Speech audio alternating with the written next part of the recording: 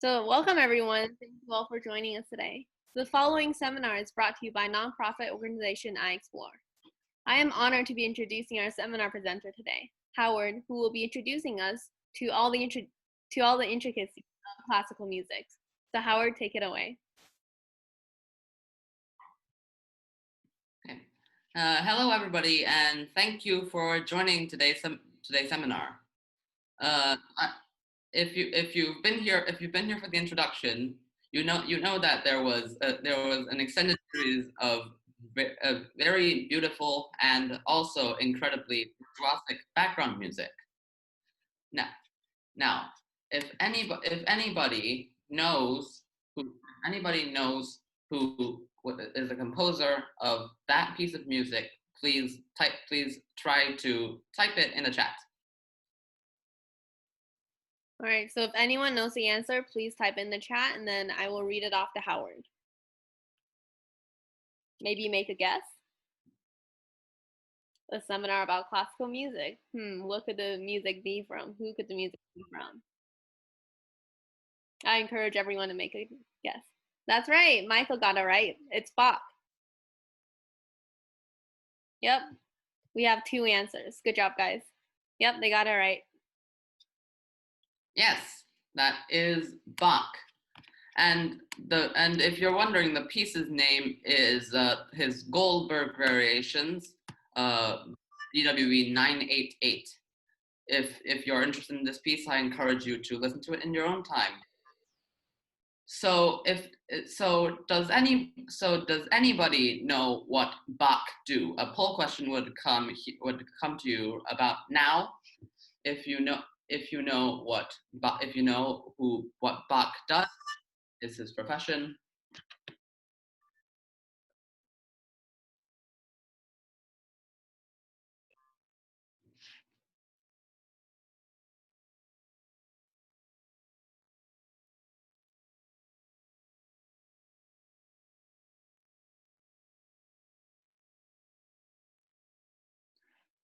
We got some very interesting answers.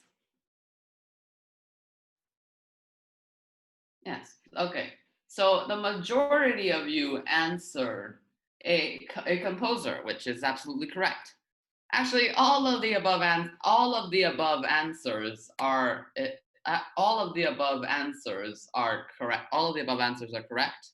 Bach is indeed a human being. He played organ at a church for a considerable amount of time.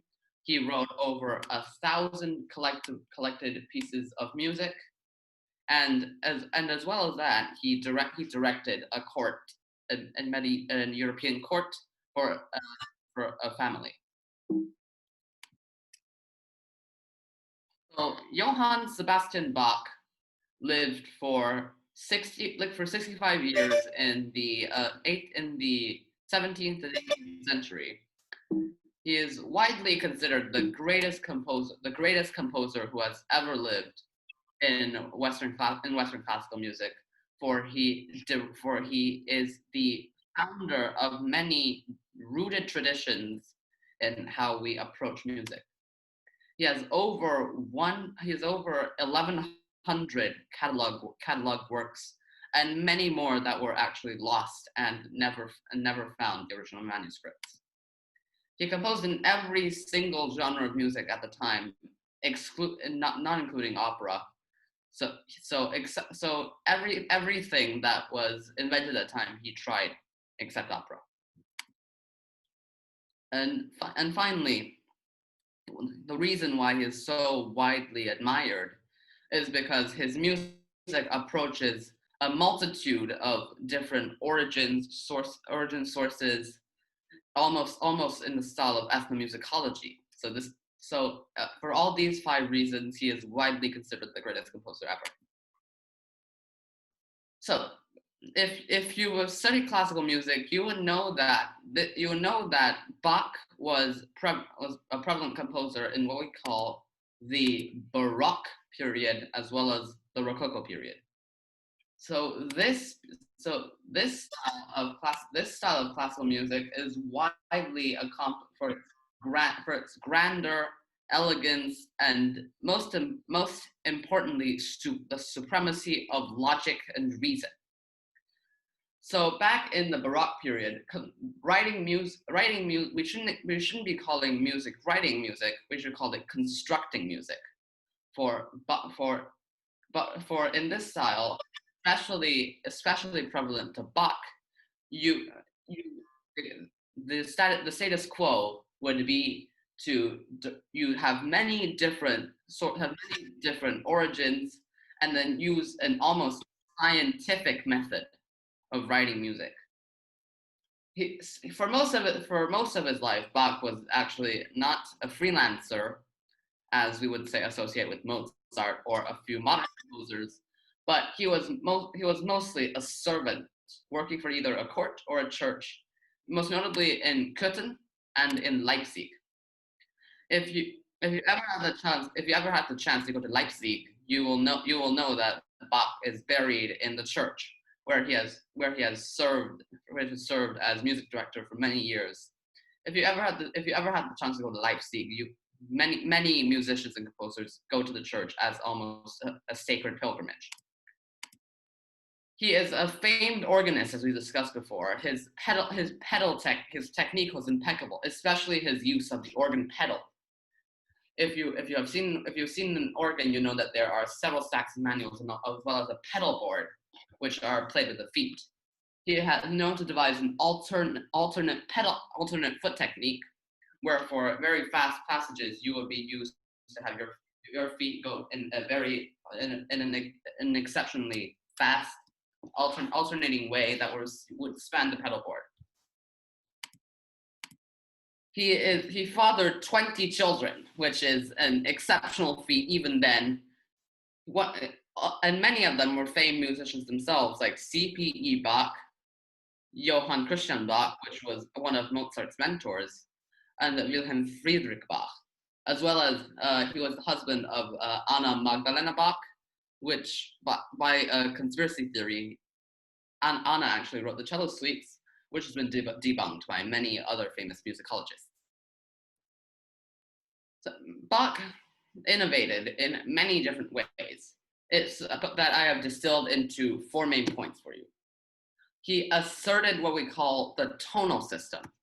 If you study music, you know that mostly there are 2 ways to make scales: major key and minor key. Back then, music was mostly associated with the church, and with what the church would use is what we call a mode, M-O-D-E, mode, which is how you will make a scale based upon varying scale degrees and scale intervals. If this doesn't make sense immediately, that is fine. But what you need to know is that Bach was the first to pioneer the use of major and minor keys, which now, as you can see, lived for 300 years. As the majority of the world's Western music still uses major, minor keys, except now there's things like blues and Dorian mode, Mixolydian mode, and so on. But major and minor are still by far the most prevalent. He revolutionized the rules of 4-part writing, which is what we call soprano, alto, tenor, and bass. His style of music ensures a fluidity in between 4 voices, which in the past polyphony was so incredibly dry. He made this more fluid and much more dynamic. And a second point is how he devolved the harmonic vocabulary.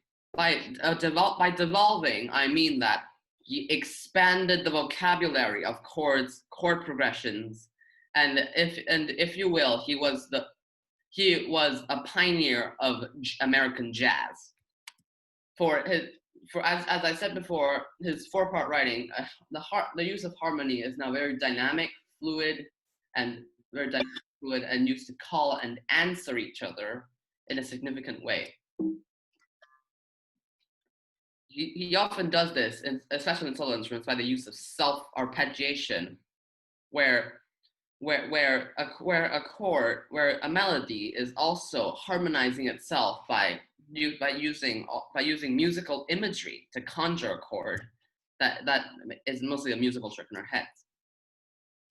He used many new chords suspensions, which is holding a chord in a pedal tone, especially in the bass or in the treble, as well as new progressions by an especial use of what we call inversion, which is switching up the chord inside, and extension, which is building the chord from a bass triad. These are if this sounds familiar, these are techniques that jazz composers use. So after Bach died, the use of extensions in what we call Staccato nearly died out in Haydn and Mozart, but it was revived in the jazz revolution, blues, and heavy metal. A third point is that he mastered the use of counterpoint, which means deriving many different contrapuntal devices, which is ways to vary the dynamicness of music. We'll get into contrapuntal devices at a future time. And all of these makes his music especially complex, which I will give some examples of later. And finally, he devised an international style of music, meaning that he merged characteristics of French music at the time, German music at the time, Italian music at the time, many, many more, and created a pan-European style, a pan-Western style, which later composers like Haydn and Mozart and Beethoven and Shostakovich even applied. Now, if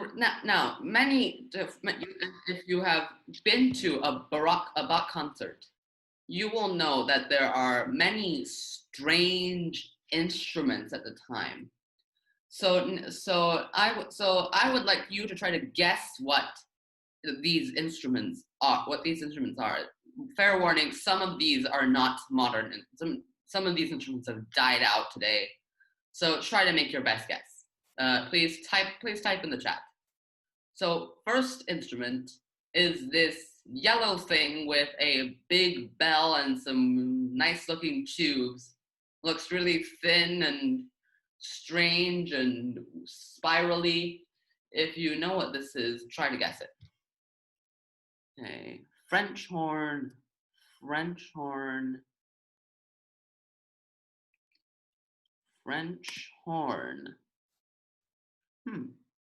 I think this is, yes, you're very, very close. This is what we call, it's not called a French horn, but it's called a natural horn.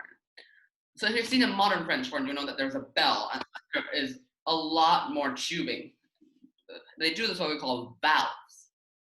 If you know that there's 4 keys here, you would use the valves along with your lips to change pitch in a French horn. However, with these older horns, there are no valves. It's what we call a natural horn. So the only way to change pitch is to use your lips. This is use your lips to contort the shape and contort the tubing to change the pitch. Thus, with these natural instruments, natural horns, and even natural trumpets, natural trombones, you can only play the notes of the harmonic series, which we can get into later, but we will gloss over for now.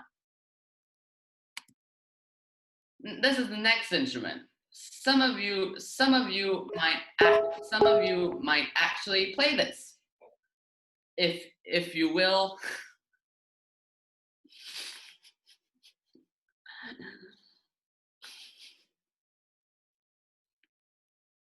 Yes, this is very much an old recorder. If you've been to school, especially in the States, where they teach where they teach what we call orff music. This is very much an orff instrument that a 20th century German person named Karl Orff used to teach music pedagogy to younger students. But in the Baroque period, the recorder and what we call the transverse flute, which is, as you can see, played in this direction, they were very much used equally. So if you are interested in Baroque recorders, go on YouTube and search up a musician named Lucy Horsch. She's a Baroque recorder player, and she's recorded many recorded concertos: Vivaldi, Bach, Handel, all that jazz. It's very interesting to see. Now, this guy has a really long name, and it might be hard to spell. Try to guess to the best of your ability what this is. Let's see, in the chat, there's people saying grand piano. Anybody else? Very good. This is what we call a harpsichord. This is not the best example of harpsichord I can find. Usually there will be a second keyboard, second manual. So there will be one manual and two manuals. In the introduction piece I played, the Goldberg Variations, it was written for harpsichord, so with two manuals. So that is actually very hard for pianists to play. So as with a single manual piano, there'll have to be many complex crossovers, whereas with the harpsichord, you can just use two manuals. What is different from it to the piano is that as a piano, you would hammer the strings like this. This was a string. A harpsichord, what the key connects to is what we call a plectrum, which plucks the strings. So it's very much the sound effect of a guitar and a harp. So this is different from the mechanism of a piano, even though it is still a keyboard instrument. Now, this monstrosity with like 12 strings on it, what is this instrument? If anybody knows what this is, okay, one person in the chat says Chinese guitar. Anything else? Many people say pipa, and that would be very close. So this is what we call a lute, L-U-T-E, a lute. So this instrument is actually not European. It and the pipa has a common ancestor. Well, that's what this instrument comes from the Middle East. So what we call, especially in Persia, we call an oud. So one branch of the Persian lineage brought the lute to Europe, or the oud to Europe, where they called it lute. And then another lineage via the Silk Road brought the oud to China, where it's called the Chinese pipa. So it's very much in the same family. You play it the same way, vertically, very much like vertically, or this way, very much like a guitar, almost like a harpsichord. And last but not least, this thing. This thing looks really cool, I have to admit. If anybody knows what this thing is, a viola. Any other viola? Viola's ancestor. That is partially correct. That is partially correct, but partially incorrect. This is what we call a viol. A viol. That is a viola, but without the A. So this is called a viol. It's a totally different instrument family from the viola, but it's played in a similar way. It's also called the viola da gamba, which means viola of the knee, which is how it would be played in Italian music. This instrument is virtually dead now. Nobody plays this thing in its entire family except for what we call revival musicians. That's that. So going back to Bach and moving away from our detour with Baroque instruments, as I said, Bach composed many genres of music. For example, for instruments like keyboard and organ, chamber music for instruments, solo instruments like violin, cello, flute, harpsichords. Orchestral music for an ensemble. This is different from the modern orchestra, an small ensemble, and choral music for human voice. In genres such as cantatas, Latin liturgical music, chamber music, solos, what we call concerti grossi and concerti soli, which we'll get into later. And he's very famous for his suites, which is a collection of different musical movements. as well as collections of keyboard pieces like preludes and fugues and organ toccatas and so on and so on. So on to the first chapter of our Bach analysis, away from our biography.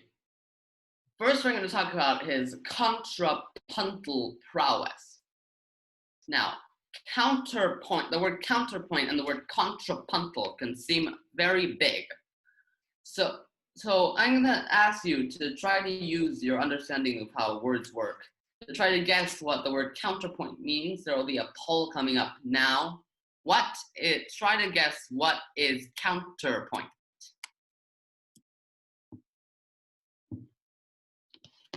Very well. We see some results coming in.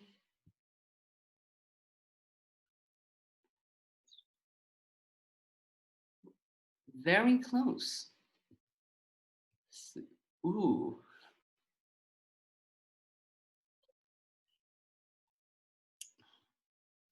Ooh, okay.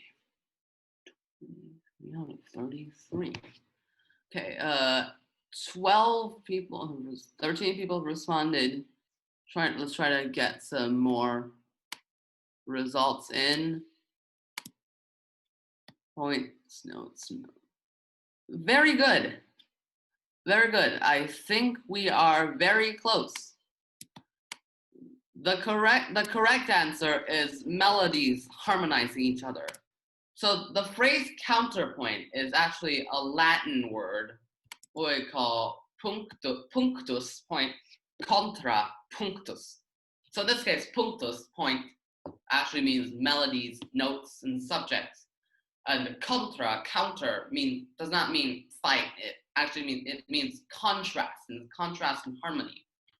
So the art of counterpoint is to combine multiple subjects to balance each other, harmonize each other in the manner of polyphony.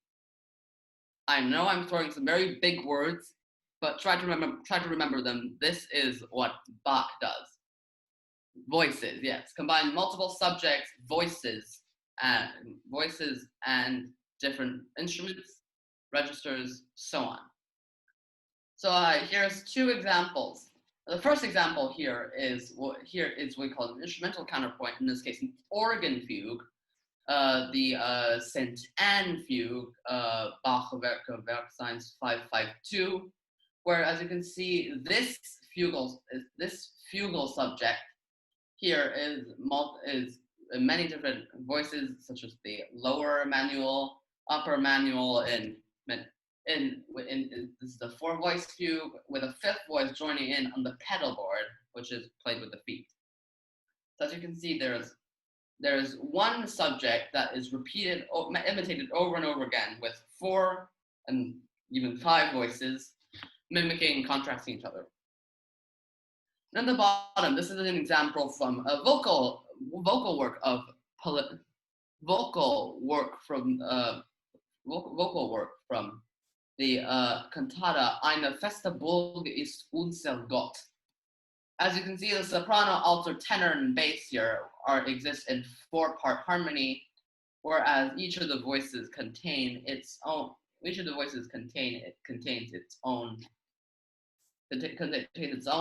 as well as the 3 oboes here on top, and the organ continuo, which provide polyphony across the entire cantata. Now, there's a few forms of polyphony I'm going to focus on, especially to fugue and canon. If you know what a fugue, if you have listened to several fugues, you will know that a fugue is the imitation and development.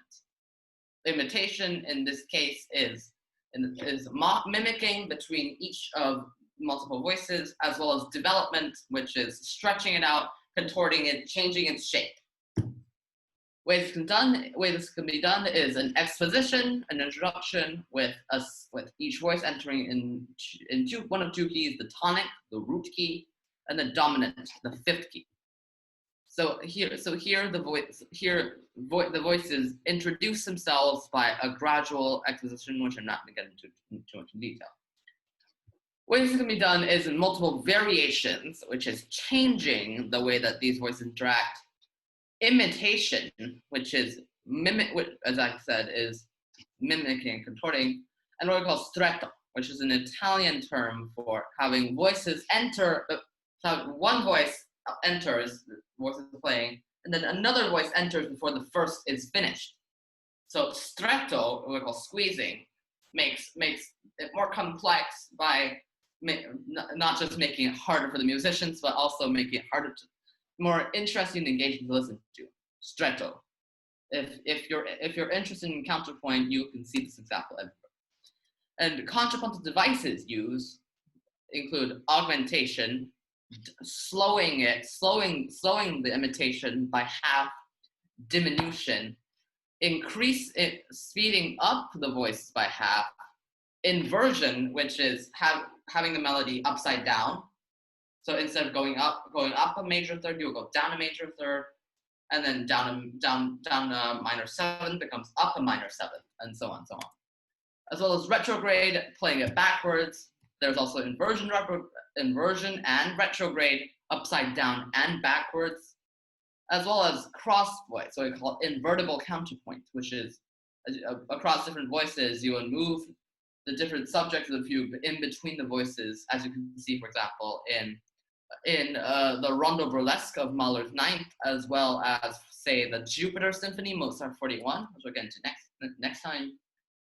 Some examples here is the prelude to Richard Wagner's opera Die Meistersinger, in which the end is actually a triple fugue with red subject and diminution, blue and green. Green is inverted, and these subjects interact with each other in some degree of stretto,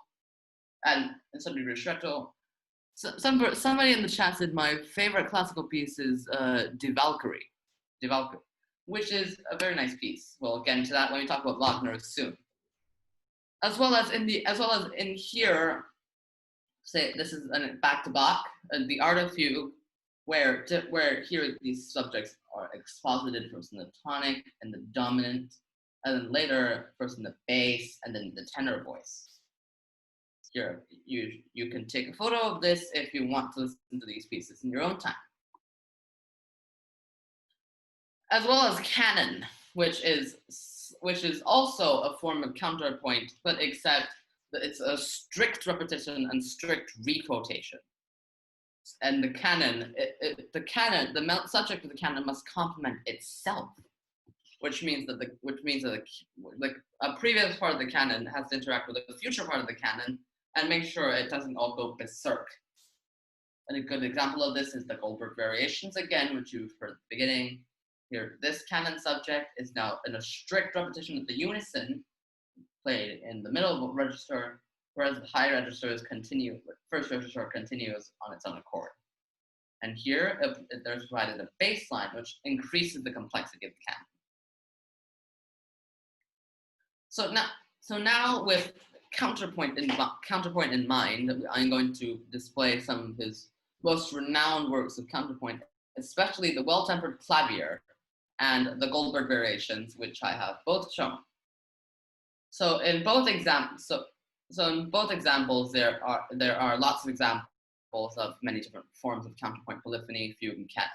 And others include the musical offering, art of fugue, his inventions and sinfonias, as well as his partitas, which is actually a collection of suites that we will talk about at a future time. So in these examples, I will especially focus on the well-tempered and Goldberg variations, as well as his many organ repertory works, including his preludes, fantasias, fugues, and toccatas, which I will not go into much detail towards. So, well-tempered. So now we're going to talk about what the well-tempered clavier is. So two collections of 24 preludes and 24 fugues. So it's two times this. So there's 48 preludes in total and 48 fugues in total, which is a lot.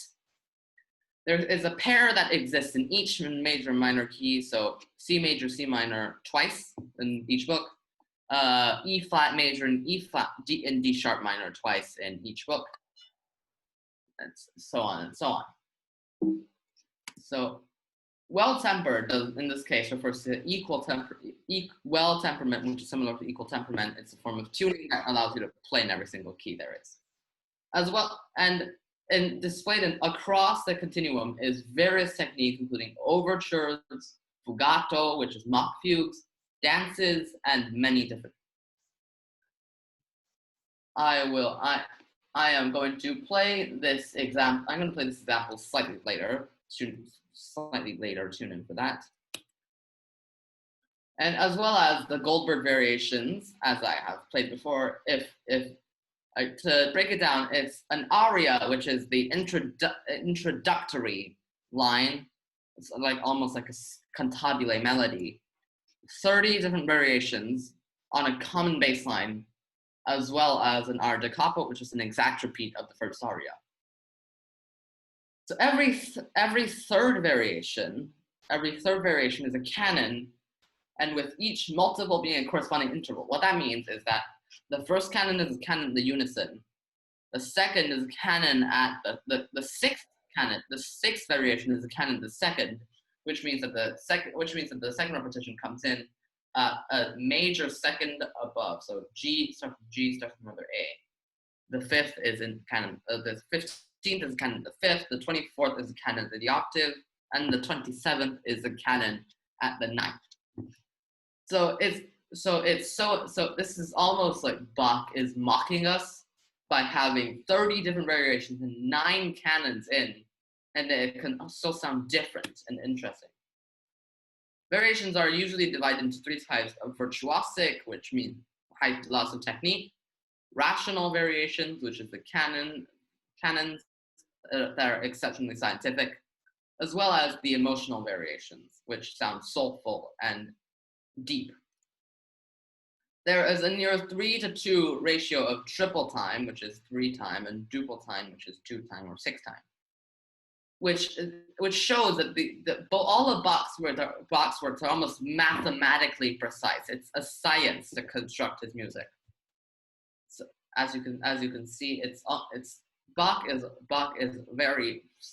It's almost he is trying to make fun of us for not being able to comprehend his deep science. So here is the common bass line with figured bass. As all of the 30 variations and aria are based upon this exact meander. It's very simple. It's 3 incredibly vanilla variations, vanilla key changes and bass figurings that aren't very interesting by themselves, but can be spun out into 30. It's spun out into nearly an hour of music. So other examples of his contrapuntal writing, we've gone over the keyboard and organ stuff, is his cantatas. As I said before, Bach often works for a writer, not a writer, but an employer. So when he was working for the church in Leipzig, Bach has to compose several annual cycles of cantatas and also motets. So there's 231 plus collections of this. So Bach was required to write many of these examples, as well as his 3 most important choral works, in many people's opinion, the 2 Passions, St. Matthew and St. John, as well as the Mass in B minor. You should please go listen to these works in your own time, for these works are his most soulful and his collection of his experience as a vocal composer. There's so many collections of cantatas that Bach felt that he needed to assert his writing in a single vocal work. In this case, it's the Mass in B minor, and back when we were the keyboard works, the Art of Fugue. So please go try to listen to these works in yellow highlight. I have handpicked them for their deep intellect. So that is the contrapuntal section of this seminar. I have used many examples to assure you that this is ridiculously intellectual and scientific and complex. And now on to how he uses melody and harmony in his writing. This is most evident in his chamber works and orchestral works. And before we get into those, first I would like you to answer a few questions. There are a few terms that I would like to show you. Allemande, bourrée, courant, gavotte, passacaglia, sarabande, rigodon, minuet, chaconne, and gigue. If you listen to classical music, they might sound familiar. Please, there will be a poll up now to see what is the common thing with all of these terms here. They might sound strange and weird, and you've never seen them. That is very much fine.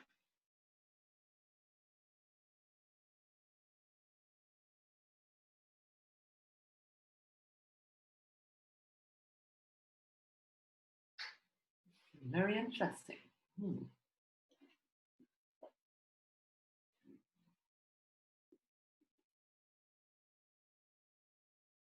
Not what I have expected. So the correct answer is technically a dance form. These are all dance forms and musical forms. These are what we call Baroque dances. They're also musical forms in themselves, but in essence they are dances. So a few examples. Most of you have heard an example of minuets. So this French couple is doing. It's in 3-time. It's 3-time couples dance, and things like a sarabande is also a 3-time dance like this, exceptionally slow, like the aria just heard, and gigues, which are 6/8, really fast, and really fast, and what's usually at the end. It's good that many of you recognize these. These are usually very old and antiquated. It's good that you're familiar with these. So now onto his chamber and orchestra works. So first there are his solo chamber works. The most well-known and the most I want to highlight is his sonatas and partitas for a solo violin, the 6 cello suites, and the partita for solo flute. There is many of you probably heard the opening of the first cello suite, 1007. It's exceptionally overplayed, fair warning. And if you study violin, the sonatas and partitas, especially the last one, would be standard repertoire. So what is interesting about these solo, as you can see, it's all for a solo instrument, 0 accompaniment whatsoever. But many people still enjoy playing them. It does not sound like a boring etude, but it's not exactly symphonic either. And there is also his orchestral works, which are divided into the Brandenburg concertos. There's 6 of them. Go listen to the 5th one, 1050, and the 6th one, 1051. The orchestral suites. Most famous one is the 3rd, 1068, which contains the also exceptionally overplayed air on the G string. Many people like it, but I just find it too overplayed to even have a single ounce of enjoyment. And finally, the concerto for 2 violins in D minor, which contains counterpoint to an exceptional degree. So these pieces are not played with a big brass symphonic orchestra like you can find in Beethoven or Mahler. These are small Baroque orchestras. The contents of which often vary, but usually includes things like a continuo player, which plays harpsichord or organ, and conducts at the same time. There's the winds, which usually includes these wooden oboes, wooden flutes. The clarinet wasn't invented yet, and recorders. Sometimes a singer, very, very rarely brass instruments, as well as strings, which include violin, viola, cellos, very rarely basses, viols, and sometimes a lute. So the Baroque orchestra was a lot smaller and a lot more intimate. It's borderline chamber. So as I have said before, his solo instrumental writing sounds incredibly full and incredibly and it often seems that it's very concentrated as well. Why is this? So first I've talked about outlining harmony within melody,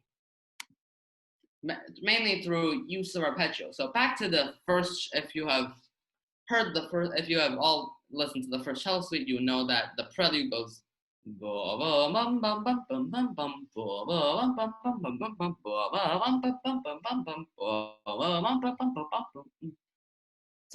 as you can, this is a melody, the main line, and harmony at the same time. So through the first arpeggio, it's a one chord in G major. So it's playing a melody at the same time as well as arpeggiating itself. And the second chord, it's a 4 at a 6/4 inversion, also using arpeggios to give a sense of progression. So it's 1, 4 to 6/4, and then the next chord is a D major 6 with a pedal G, and then that's a 5, and then goes back to a 1, which is another 1. So you construct the 1 4 5 1 progression with very strange inversions in that pedal tone in the middle, which again relates to his very creative use of harmony with that pedal tone. And if you have also listened to the first prelude in C major from Well Tempered, at the end, instead of a perfect cadence 5/1, it's much weaker because it's a 5 over a pedal C, which changes the harmony and makes the ending less conclusive and even plagal, which generally makes it weaker as well as making it more fun to listen to. He also was working under the influence of many regional styles. For example, the Italian ritornello style, French dances, as I have covered before, as well as the Germanic sense of counterpoint. One of the first things I said during this seminar was that Bach united many regional styles like the above. So this is what he developed as an international style.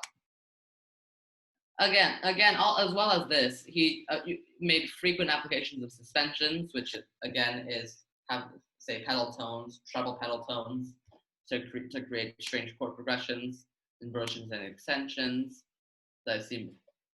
Now, yes. So now there's the first prelude from Well Tempered. There's a 2/7 chord at a 4/2 third inversion, and then a 5/7 chord at a 6/5 second inversion, not second inversion, 6/5 first inversion. Sorry. So now this is a frequent application of suspension, because this would be a normal 2 chord if this pedal C wasn't held through, and then at the second inversion, and then the pedal C comes back. That's what we call suspension. An extension, which the C is also part of, it extends the basic triad by adding another third. As well as here, this is a 5/7, which applies an extension from the basic G, B, D triad, extends it to an F, which generally makes the music more austere and much more oriental and much more mysterious. So this is a classic example of what Bach would do with his arpeggiation. And now look unifying styles. So this is unifying styles in this case. This is very German. There's the concerti in symphonic form, which is Italian, and the dance forms, which are French. And this will conclude the lecture. This will conclude the seminar at this point, but not after a small summary activity.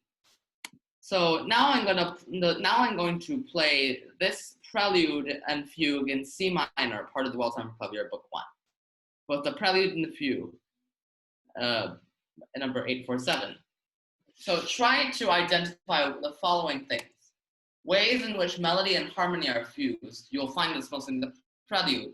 Try to find those weird inversions, all those pedal notes, and then the way it arpeggiates itself to outline melody and harmony at the same time. Creative use of chords.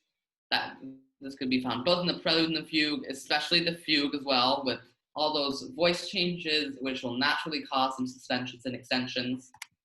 And finally, contrapuntal devices, such as augmentation, doubling, augmentation halving, diminution, which is doubling, as well, and such inversion, upside down, retrograde, backwards, stretto, which is not concluding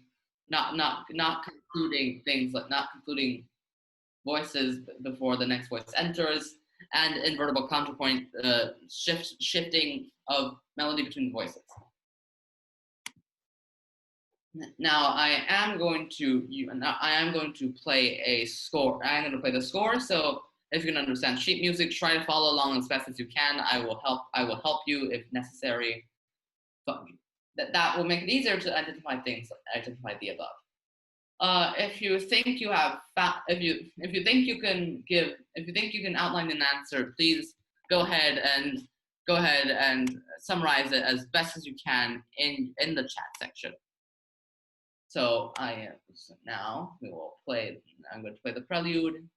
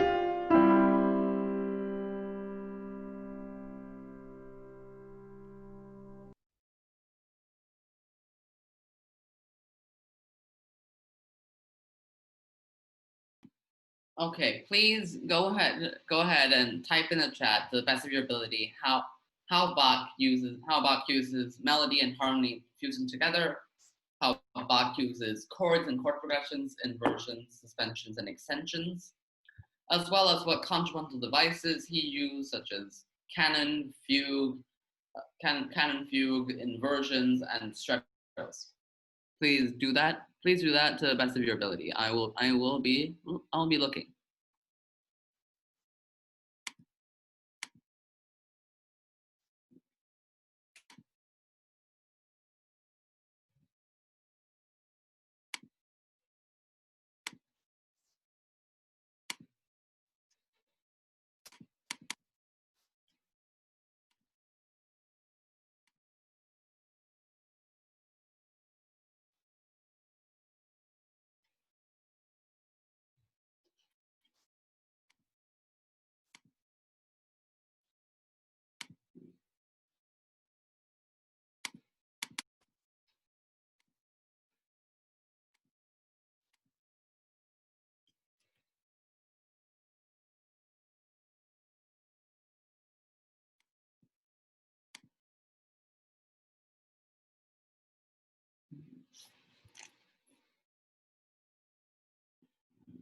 All right, please, and then I'm going to share what I have come up with. So, in the prelude, first of all, Bach has the theme. He is doubling it in sixth in the bass and treble part. So this again is an arpeggiation. Bum bum bum bum bum. He is outlining the C minor triad. This is very classic. This is very classic that he does. He favors polyphony over homophony. So he harmonizes the melody. Within itself. And then as you can see, there are some strange suspensions, like holding an E flat through all the semiquavers.